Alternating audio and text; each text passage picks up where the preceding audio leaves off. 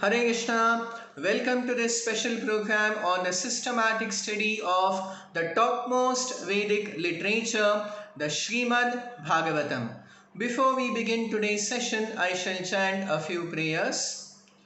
Om Namo Bhagavate Vasudevaya Narayanam Namaskritya Naram Chaiva Narottamam Devim Saraswatim Vyasam Tato Jayam Mudirayeta Nashtaprayeshu Bhadreshu Nityam Bhagavata Sevaya Bhagavati Uttama Shloke Bhaktir Bhavati Naishtiki Om Ajnanatimirandhasya Jnananjana Shalakaya Chakshurunmilitam Yena Tasmai Shri Gurave Namaha Nama Om Vishnupadaya Krishna Presthaya Bhutale Srimate Bhakti Vedanta Swaminiti Namine Namaste Saraswate Deve Gauravani Pracharine Nirvishesha Shunyavadi Paschatya Deshatarine Jai Shri Krishna Chaitanya Prabhu Nityananda Shri Advaita Gadadhara Shri Vasadi Gaura Bhakta Vrinda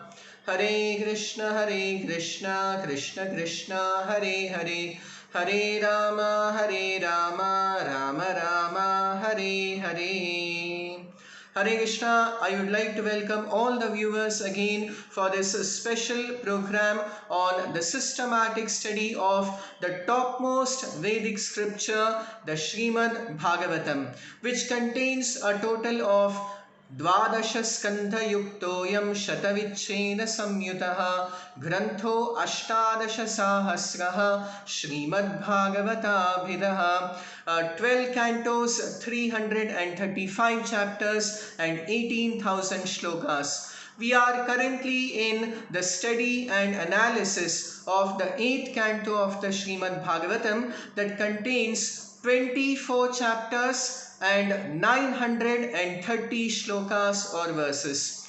We have already heard about the wonderful system of the universal administration in the form of the Manvantaras. Every day of Lord Brahma, which is technically known as a Kalpa, is further subdivided into 14 Manvantaras that consist of 71 Mahayugas of the 4 cycles of Satya Yuga, Treta Yuga, Dwapara Yuga and Kali Yuga. So all this cosmology of the time scale has very clearly and precisely been explained in the 8th canto of the Srimad Bhagavatam. The reign and rule of all the 14 Manus, beginning with the first Manu, that is Swayambhuva Manu, the second is Swarochisha, third is Uttama, fourth is Tamasa, the fifth one is Raivata, the sixth Manu is Chakshusha, and we are currently in the 7th Manvantara known as the Vaivasvata Manvantara. The Srimad Bhagavatam in the 13th chapter of the 8th canto also gives the exact description of the future Manvantara, the future Manus, and for all the 14 Manvantaras, who are the Manus, who are the presiding Devatas, who occupies the post of Indra, the king of the Devatas, and who are the Saptarishis, the 7 great sages who are entrusted with the great responsibility of maintaining and fostering the spiritual culture and spiritual knowledge in the entire universe. And also, very significantly, who is the principal incarnation or avatara of the Supreme Lord for each Manvantara, who are also known as the Manvantara Avataras. So all this has already been explained and described in the 8th canto of the Srimad Bhagavatam, and now from the 15th chapter of the 8th canto till the 23rd chapter is the narration of the wonderful history and pastimes of the Manvantara Avatara of the present millennium, of the present Manvantara, Vaivasvata Manvantara. So the Manvantara Avatara for this Manvantara is Vamana Avatara, the Supreme Lord who appeared as the dwarf incarnation. So his wonderful history and pastimes are described from chapter 15 to 23 of the 8th canto of the Srimad Bhagavatam. The history begins with the great battle between the Devatas and the demons. The Devatas headed by Indra. The name of Indra in this Manvantara is Purandara, and the king of the Daityas or the demons is Bali Maharaj. Bali Chakravarti is the grandson of the great pure devotee Prahlada. The son of Prahlada is Virochana, and the son of Virochana is Bali Maharaj.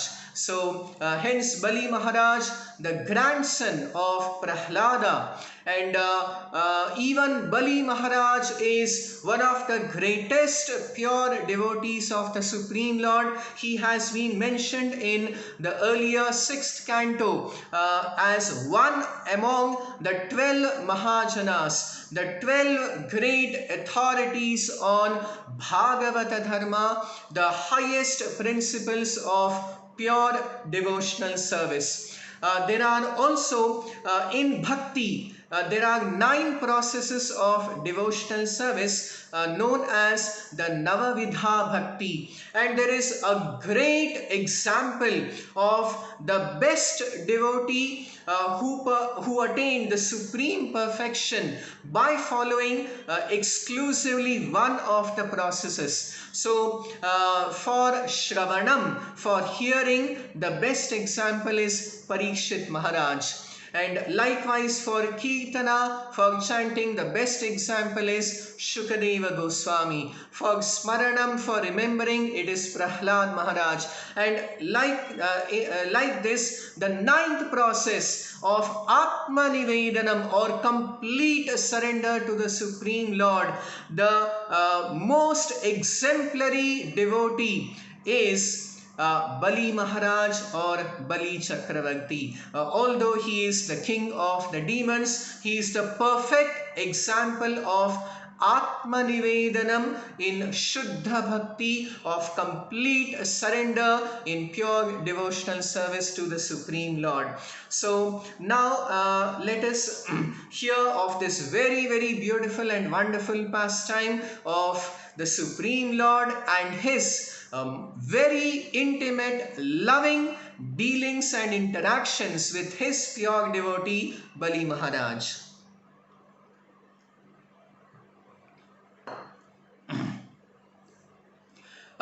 So the history begins from the 15th chapter of the 8th canto of the Srimad Bhagavatam, when Bali Maharaj, Bali Chakravarti, the king of the Daityas, once decided to perform a very great sacrificial ceremony called the Vishwajit Yagna. The Yagna, the sacrifice by which he would be enabled to conquer the entire universe, the entire world.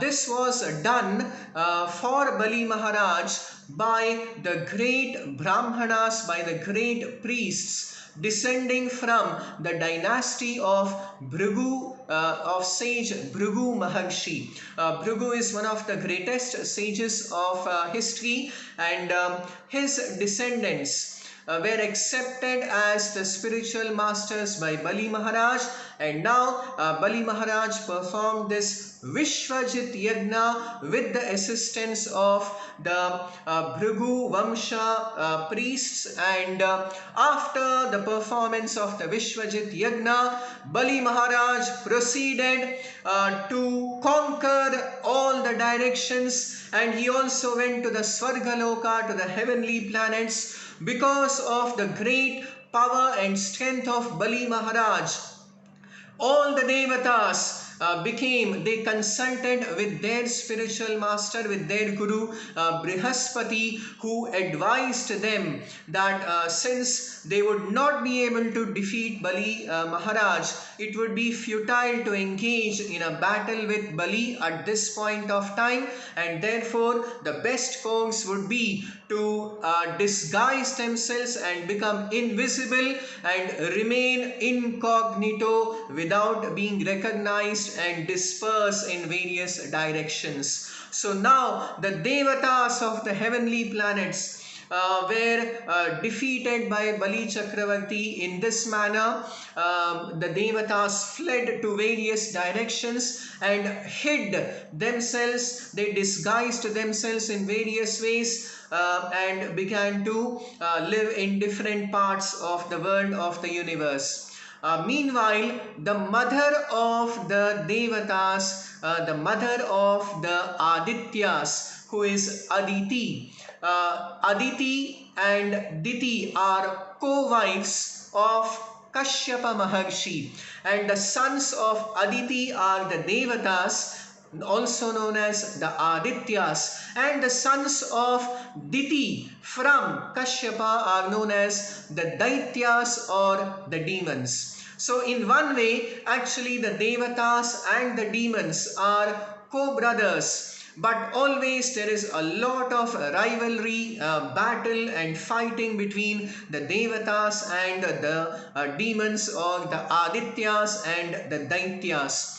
And sometimes Kashyapa Maharshi is in a very difficult situation, because one of the wife or one set of children would pull him towards one side, and sometimes the other wife and the other set of sons would pull him towards the other side.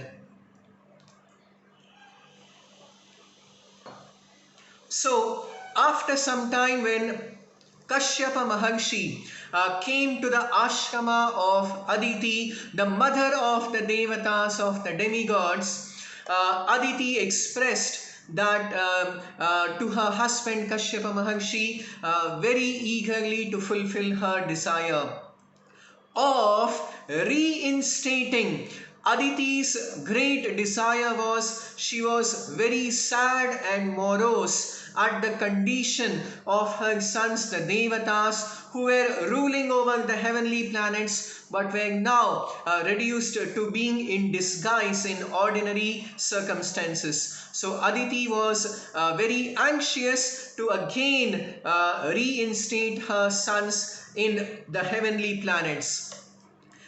So indirectly she also asked for the defeat of the Daityas, of the sons of Diti. So when Kashyapa heard Aditi's request, he first tried to preach Aditi about the real value of the spiritual principles of not having envy, of not having animosity, and to be satisfied in all circumstances, either favorable or unfavorable, either higher or lower statuses of life, as is ordained by Kala, Karma, and by the will of the Supreme Lord, and not to unnecessarily try to seek some favorable condition. But Aditi was not to be pacified, and when she was insistent and stubborn, finally Kashyapa Maharshi gave her a very potent, a very powerful vrata, a vow. He instructed Aditi in the performance of a very special vow, a vrata by name Payo Vrata. Payaha in Sanskrit means milk, and Vrata means a vow. So Payovrata is basically a vow to satisfy the Supreme Lord Vishnu. So as many times stated in the Srimad Bhagavatam, Akamaha sarvakamo va mokshakama udaradhihi Tivrena Bhakti Yogena Yajeta Purusham Param. Either one is completely free from all material desires or full of material desires, or desiring liberation, whatever position one may be in, the best course of action is to engage in the intense devotional service to the Supreme Lord Krishna, to Lord Vishnu. That is the supreme path of auspiciousness for all people at all times, under all circumstances. So Kashyapa thought that if I engage Aditi in the devotional service of the Supreme Lord Vishnu, that would purify Aditi's heart from these material desires and material contaminations. So now Kashyapa gave her exact and specific instructions how to execute the Payovrata ceremony, which is performed by subsisting only on milk for a period of 12 days and engaging in the complete devotional service of the Supreme Lord Vishnu.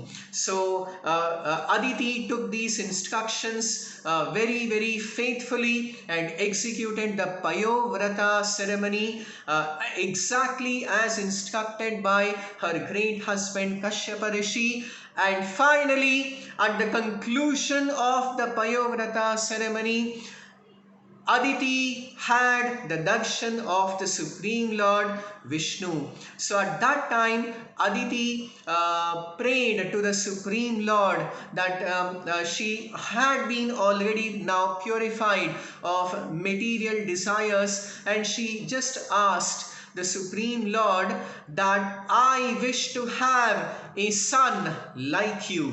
And when the Supreme Lord Vishnu heard this request of Aditi, he explained that since the Supreme Lord Vishnu, he is a Samogdva, there is no one equal or higher to him. So therefore, although it would be impossible to to provide any son like him, because he is unparalleled, no one is equal to him or higher than him. So if he had to fulfill her desire, he himself had to appear as her son. And because the Supreme Lord Vishnu stated that he was very pleased and satisfied with the execution of bhakti, devotional vow of Payovrata, he would fulfill and grant her desire and would appear as her son.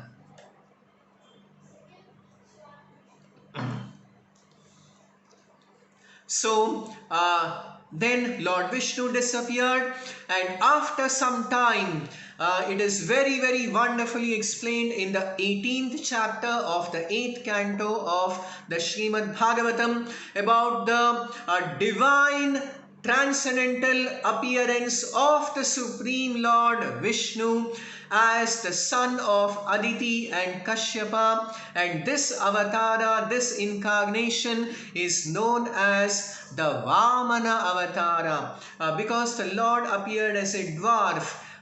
He is known as Vamana. And Lord Vamana, when he appeared, the entire universe was joyful, was greatly jubilant. All the devatas, all the great personalities of this universe came and offered their many wonderful prayers. And there was a shower of flowers, and all the devatas offered the best of their possessions they surrendered to the lotus feet of Lord Vamana. Beginning from Lord Brahma to Lord Shiva to Indra, everyone came and surrendered their best possessions to the lotus feet of Lord Vamana. And now Lord Vamana, with the twin purposes, with the dual purposes of assisting the Devatas to regain their heavenly kingdom, and with the principle, with the main purpose of giving his ultimate and supreme blessings to his pure devotee Bali Maharaj. So this is to be understood in the right perspective, that the real mercy of the Supreme Lord was bestowed not on Indra but on Bali Maharaj. And how it is so, we shall find further in the text of the Srimad Bhagavatam, and all as also acknowledged by all the great personalities who understand the intricacies of pure bhakti, of pure devotional service. So now Lord Vamana, the very beautiful incarnation of the Supreme Lord Vishnu, proceeded to the place where Bali Maharaj, Bali Chakravarti, was engaged in the performance of another sacrifice. This location is mentioned in the Srimad Bhagavatam in the 19th chapter as the place known as Bhrigu Kacha. Bhrigu Kacha is located on the northern bank of the sacred river Narmada, and it is almost at the mouth of the Narmada river where the Narmada joins the sea. This place is known as Bhrigu Kacha in the Srimad Bhagavatam and in the Puranas, because it is the place where once long ago the great sage Bhrigu Maharshi came to this particular place on the northern bank of Narmada river, riding on a tortoise on a Kachapa. In Sanskrit, a tortoise is known as Kachapa, and therefore the name of this location, of this place, came to be known as Bhrigu Kacha.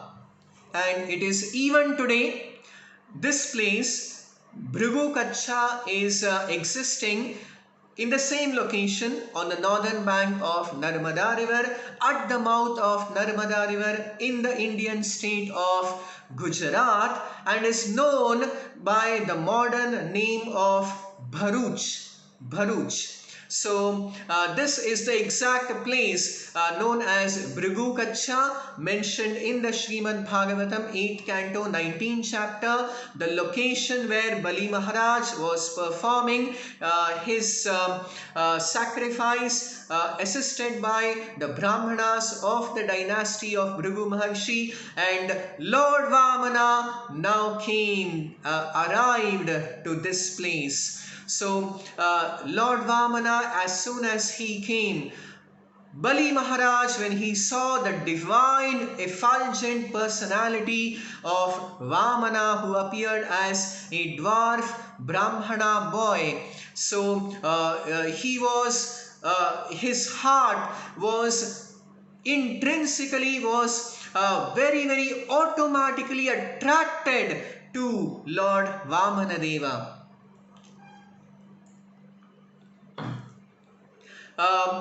Bali Maharaj received Lord Vamana. He worshipped him in all nice ways, in the best possible way, and then Bali Maharaj expressed to Lord Vamana that I wish to give any charity. Please ask for any dana, for any charity. I am ready to provide. So when Bali Maharaj offered, and he was just about to pour the holy water to give his word, to give his promise of giving charity to Vamana, at that time Bali Maharaj was stopped by his guru, by his spiritual master, Shukracharya. Shukracharya came and took Bali Maharaj a little aside and explained to him that do not commit this great blunder of giving your word, of giving charity to this boy. The Devatas are making a big plan, a big scheme. This may be a big conspiracy by the Devatas who may have sent. This person may be none other than Lord Vishnu, who has now come on behalf of the Devatas, and maybe by some trick, if you give your promise, you may lose all your kingdom, all your possessions, you may lose everything.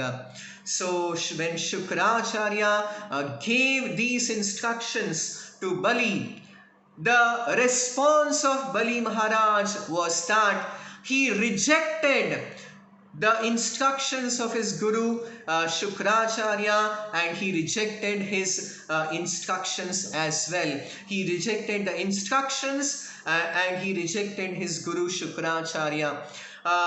He explained that if in truth this child, this boy is the Supreme Lord Vishnu, then it would be the best opportunity to offer and surrender everything to the Supreme Lord Vishnu. This is the highest principle in Shuddha Bhakti, in pure devotional service, to completely surrender to the Supreme Lord.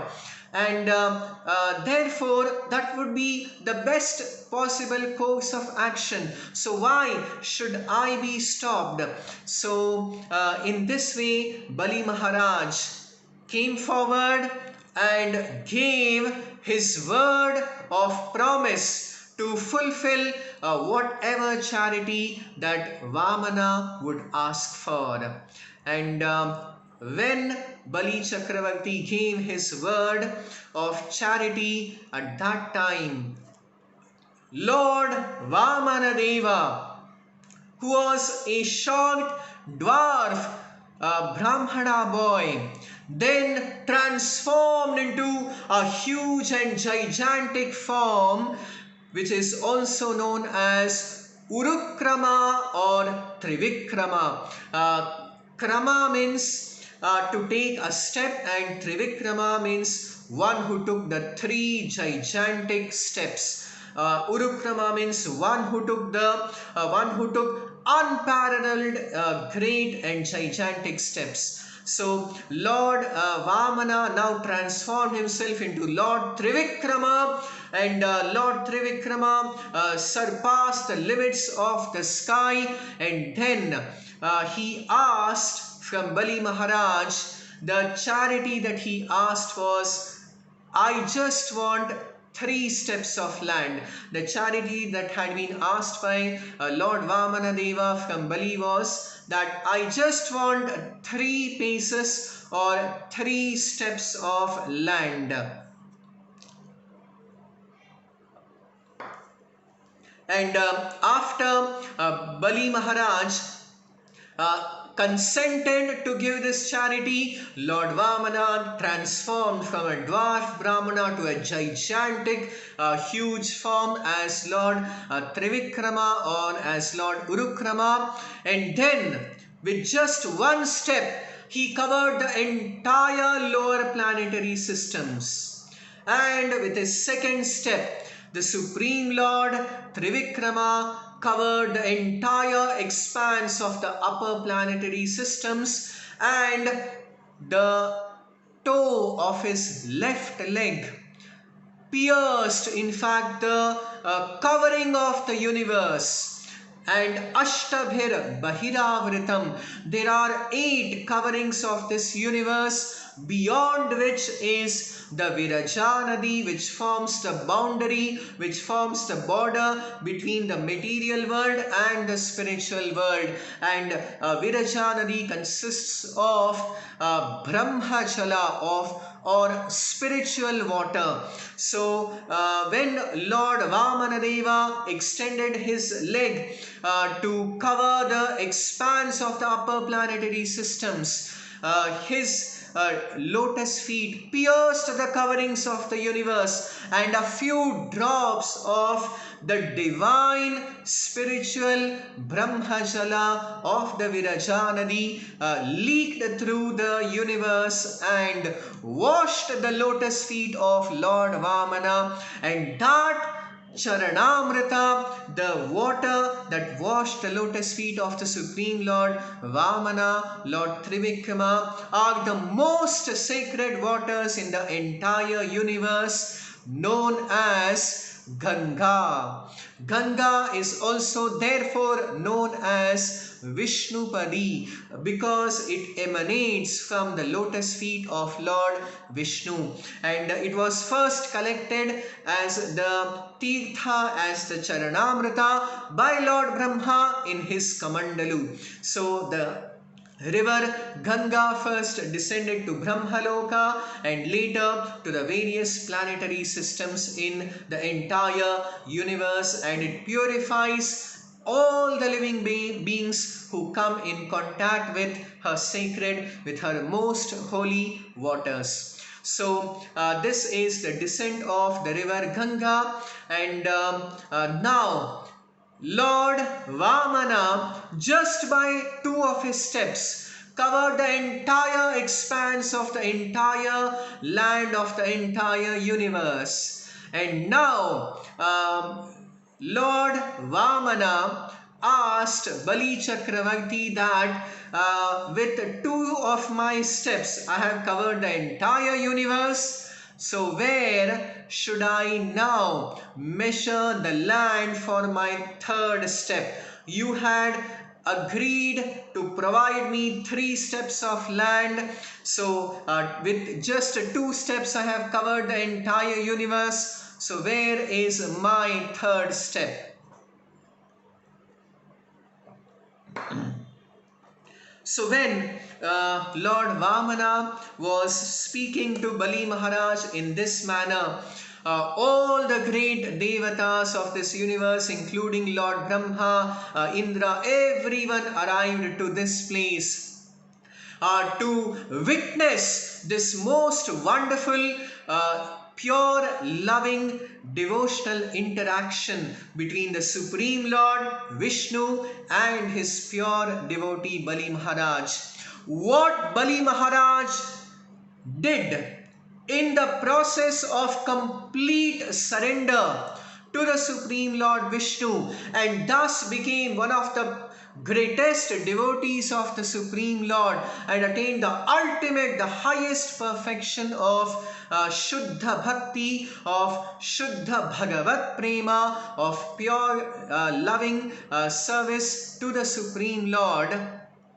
Such an act of Bali can never even be dreamt of by the best of the devatas, that is Indra. So such is the glory of the pure devotee Bali Maharaj. At that moment, all the devatas, all the great rishis have come to witness, to see what action would be taken by Bali Maharaj, how he is going to deal with the Supreme Lord, how is he going to fulfill the promise of the third step. So also arrived at that moment the grandfather of Bali Maharaj, that is the great pure devotee Prahlada. Prahlada also arrived there and had darshan now of the Supreme Lord in his avatara, in his incarnation as Vamana Deva, as Lord Trivikrama, and even Prahlada offered many beautiful and wonderful prayers. It is also stated in 8.22.16 of the Srimad Bhagavatam. The prayer of Prahlada to Lord Vamana is recorded as Shri Prahlada Vacha Tvayaiva Dattam Padamaindra Murchitam Hritam Tadevadya Tathaiva Shobhanam Manye Mahanasya Krito Hyanugraho Vibramshitoya Tashriya Atma Mohanat. Prahlad Maharaj said that, my dear Lord, it is your lordship.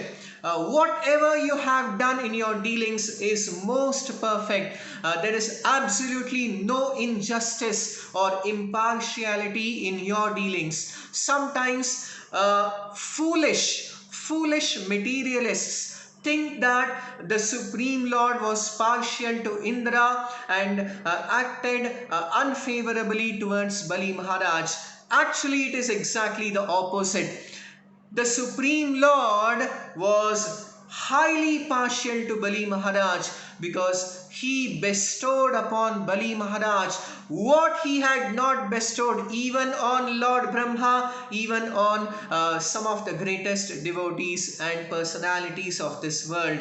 So, what the Supreme Lord is going to bestow upon Bali, we shall find out a little later. So, here Prahlada is praying that Tvayaiva dattam padam aindramurjitam.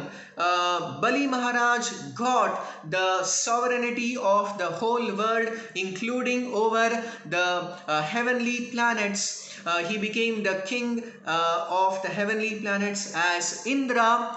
Tvayaiva dattam. It was given by your supreme will, and hritam tad evadya. Today you have taken away that from Bali Maharaj.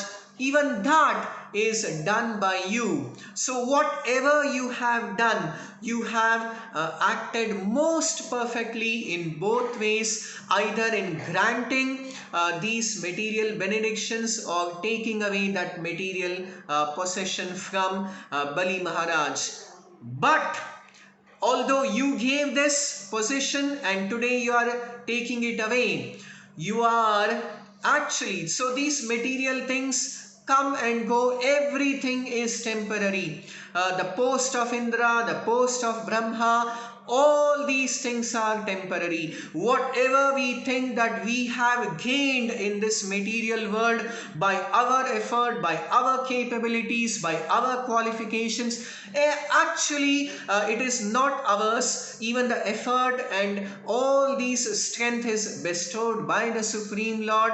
So, in being averse to the Supreme Lord, we may think that we have gained all this independently, but anyway, all these things are temporary, and one day it will all be lost. So even Indra, he is only there for one manvantara and again he is going to lose his position. But here, Bali Maharaj, he had attained a position, he is now going to lose it, but he is going to make the ultimate eternal asset. He is going to gain the ultimate permanent position of becoming an eternal associate of the Supreme Lord Vamana, of the Supreme Lord Vishnu.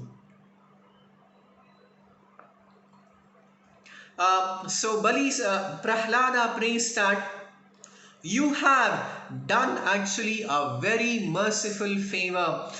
This is your favor, anugraha.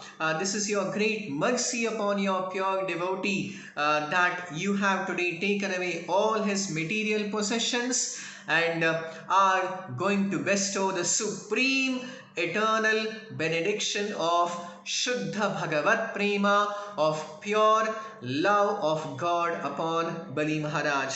He also prays that Yayahi Vidvan api muhyate yatas tatko vichaste gatimatmano yatha tasmai namaste jagadishwaraya vai narayanaya khila loka sakshine.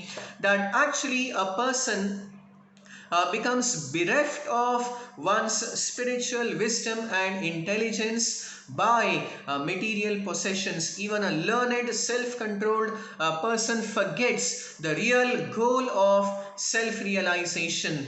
But the Supreme Lord Narayana, the Supreme Lord of the universe, can see everything by his will, and therefore when he takes away some material possession from his devotee, it should be understood to be his great mercy, to be his great favor. And therefore Prahlada says that I offer my respectful obeisances unto you, Supreme Lord Narayana. So now after Prahlada offered these very beautiful prayers, and now we come again to chapter 22 of the 8th canto of the Srimad Bhagavatam, wherein Bali Maharaj finally surrenders everything to the Supreme Lord.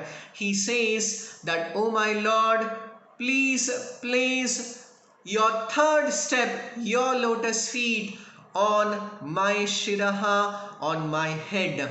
So, and that way I shall fulfill my promise of granting you 3 steps, and I shall be favored with the supreme favor, with the supreme mercy, with the highest attainment of receiving the favor of your lotus feet on my head."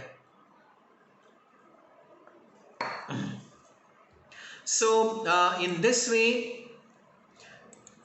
Bali Maharaj surrendered everything, and in this way he displayed the highest quality of Atma Nivedana, or complete surrender to the Supreme Lord Vishnu. So Lord Vamana thus blessed Bali Maharaj by placing his lotus feet on his head, and sent him to the Sutala Loka, the third among the Adholokas, which is Atala, Vitala and Sutala. Sutala in fact is described as Indrasena Maharaja Yahi Bho Bhadramastute Sutalam Swargibhi Pragthyam. It is Pragthyam, it is prayed for even by the denizens of heaven, by the residents of heaven. So Sutalam is a place, a location that is much better than Swargaloka, and this place was granted by the Supreme Lord Vamana to Bali Maharaj. And Lord Vamana says that, "All good fortune unto you. You can now proceed to the Sutala Loka and become the ruler there."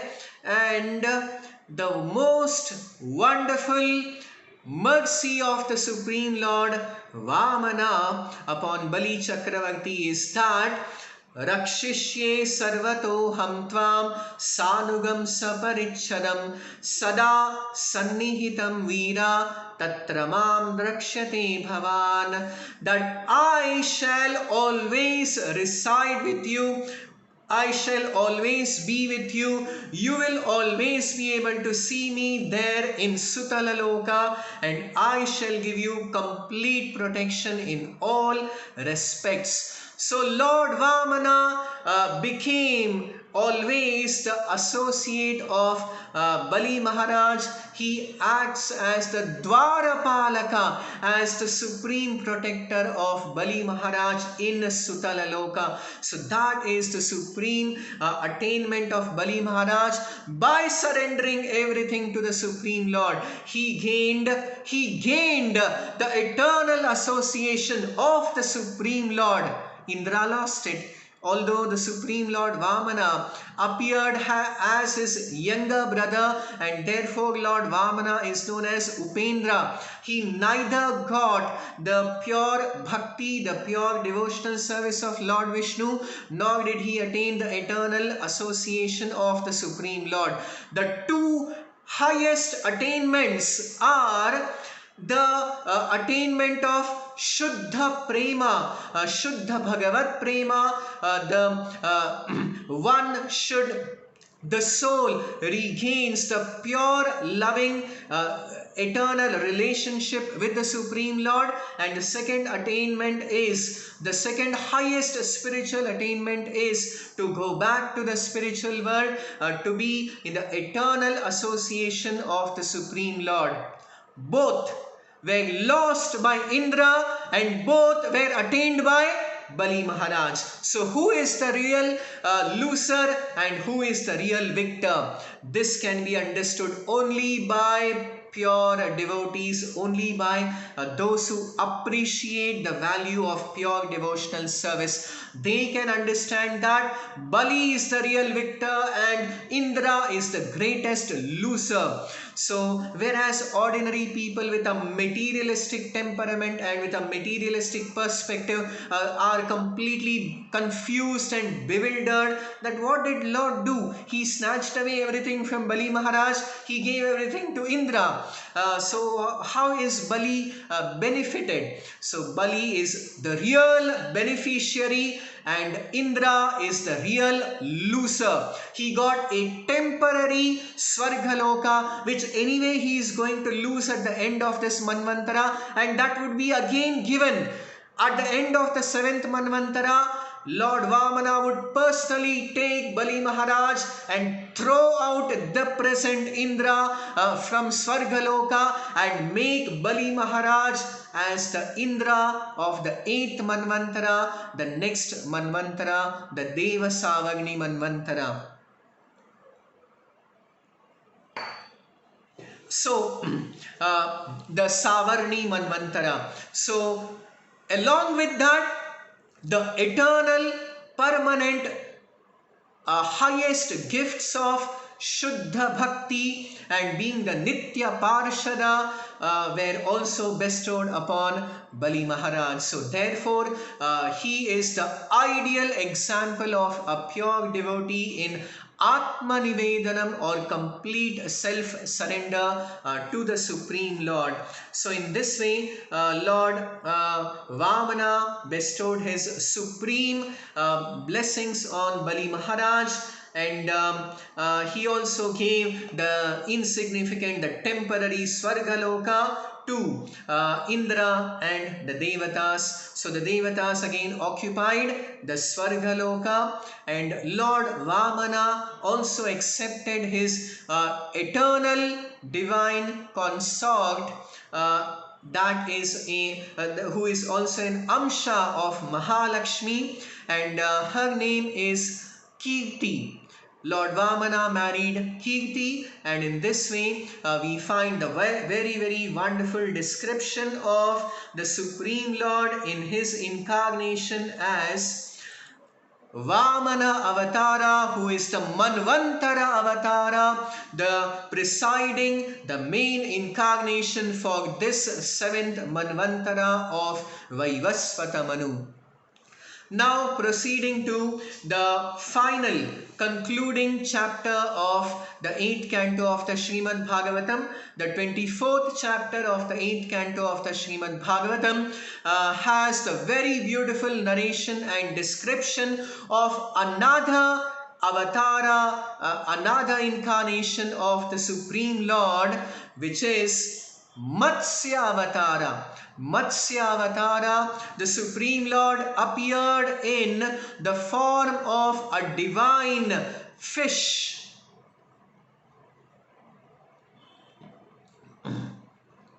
So, whatever form the Supreme Lord accepts, one should always remember that all the forms and all the pastimes and everything about the Supreme Lord is completely divine and transcendental and spiritual and in the realm of complete Sat Chit Ananda.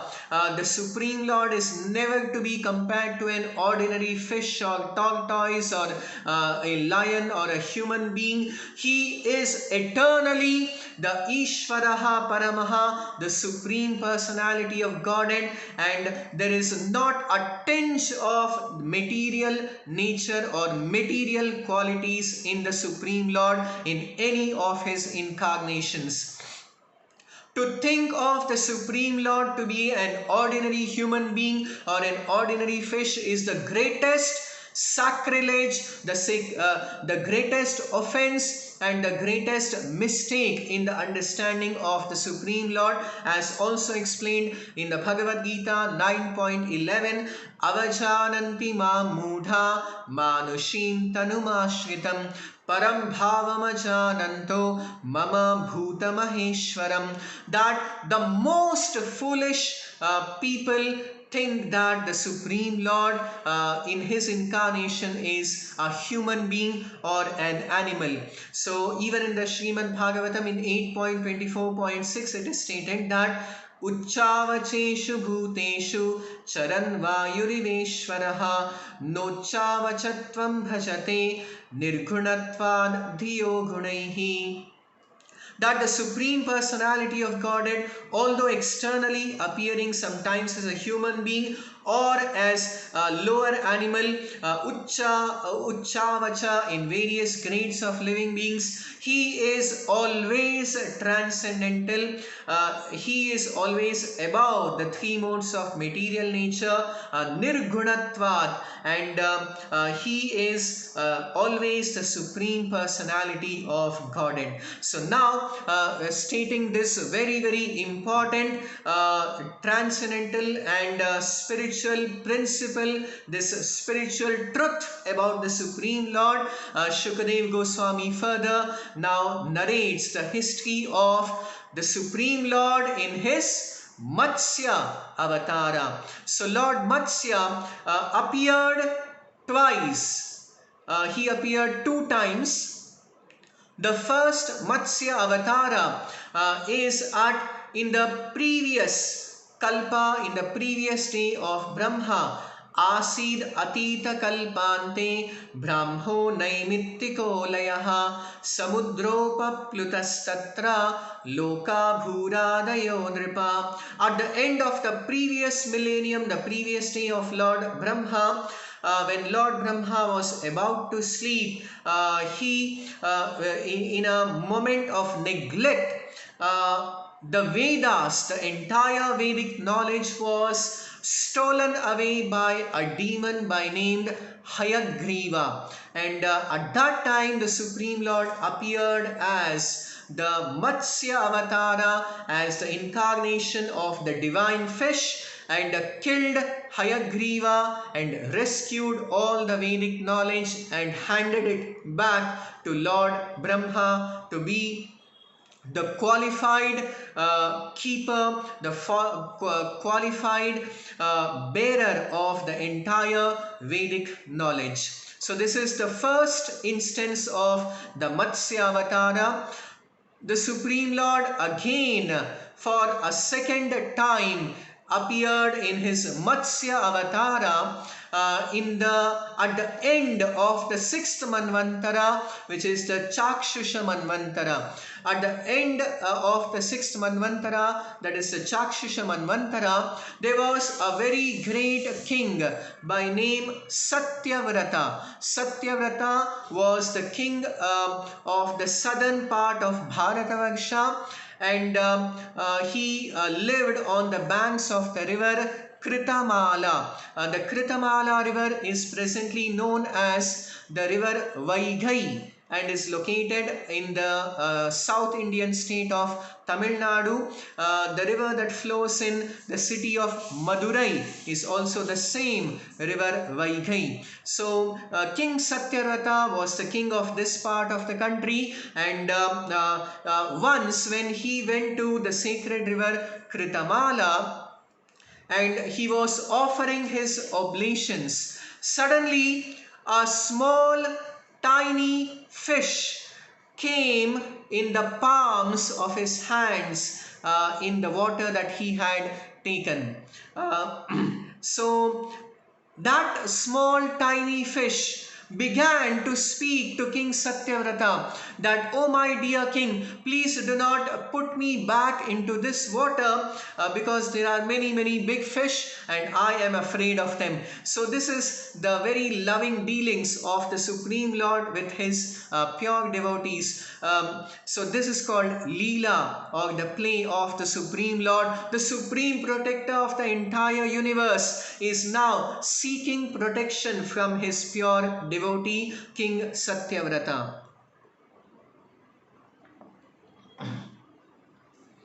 So now King Satyavrata was very surprised and astonished at this talking fish, and he placed this small tiny fish in a small jar filled with water.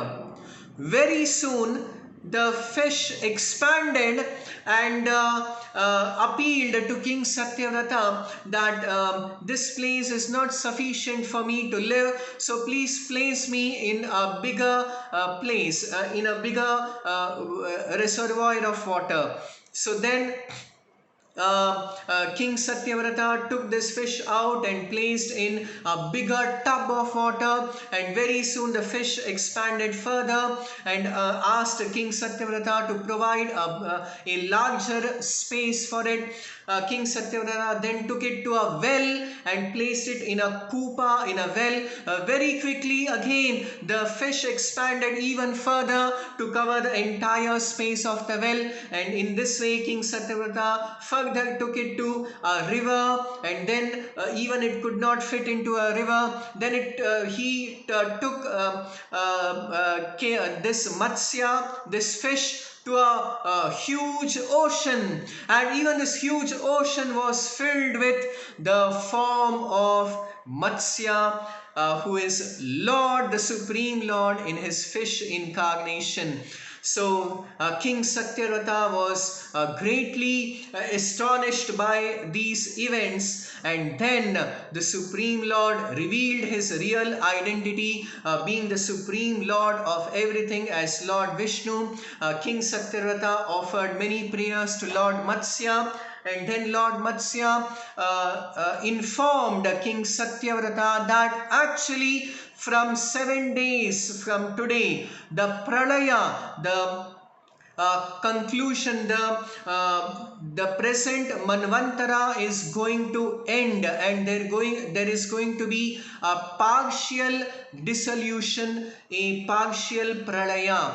And he informed King Satyavrata to collect all the seeds, all the various a single species of the various plants and animals, and also to gather all the great sages, and he would again return after 7 days. So after the 7th day, Lord Matsya again returned, and true to his words, there was a great dissolution, a partial pralaya happened, and Lord Matsya came with a very special kind of boat, and that was tied to the mane of Lord Matsya, and all these personalities and things were gathered in that huge ship. And for the entire period of the Pralaya Kala, all these personalities were protected by Lord Matsya, and King Satyavrata and Lord Matsya had a very wonderful spiritual conversation, which is recorded in the Matsya Purana. Now, King Satyavrata in the next Manvantara, which is the 7th Manvantara, the present Manvantara, was further elevated as the Manu for the entire Manvantara. He appeared as the son of Vivaswan.